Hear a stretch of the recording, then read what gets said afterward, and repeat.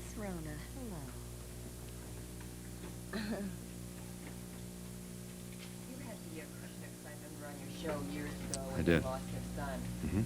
When you look at the difference between then and now, and who's getting involved, who's jumping on the bandwagon, are you somewhat cynical at this point, or would you have liked the whole issue of AIDS presented the way it's being presented now, 3 to 5 years? Sure we would. I think we all would. And I think we're all hopeful that the popular stars who will be visible tonight, Burt Lancaster and Elizabeth Taylor, just to name two, will help to, I think it'll make it easier for others to make a contribution to the effort to resolve this crisis. Does AIDS scare either of you personally? Do you have any fear of contracting it? Not at the moment, no. What would you say to a mother who says, I'm not going to take my child to school because Johnny supposedly has AIDS? So far, there really hasn't. I don't think that one should be afraid to send their child to school with another child who has AIDS. I don't think that children get involved in the kind of activity that would cause them to contact AIDS. I do not think my child in a school system of several thousand children would be at risk. I don't think we should condemn the anxiety of those parents who've chosen not to send their children to school. And we can only hope that continued sharing of information will make it easier for others who, because of the confusion and the occasional inability to answer all the questions on the part of the research community, will help us all recognize that there has been no evidence of anybody contracting AIDS as in any manner except by intimacy, IV drug use, or blood transfusion. Why is the two of you involved? Is it the educational part that you want to stress? What do you want to stress with your presence here at this event?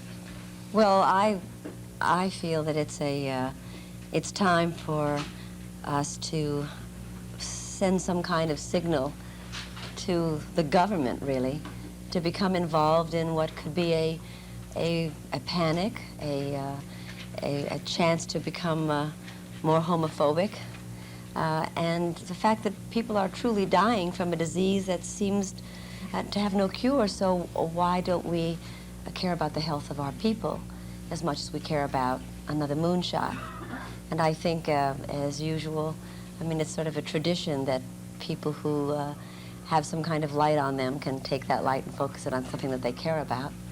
And I feel, having spent most of my life following my father around raising money for St. Jude Children's Research Hospital that deals with leukemia and cancers in children, that one of the things I learned is that in 20 years they found a over 10-year cure rate for leukemia at St. Jude's. So if they could do that with leukemia that 10 years ago, or in 1960, 20 years ago, there was no cure rate, then certainly with some money and some concentration that we can cure this as well.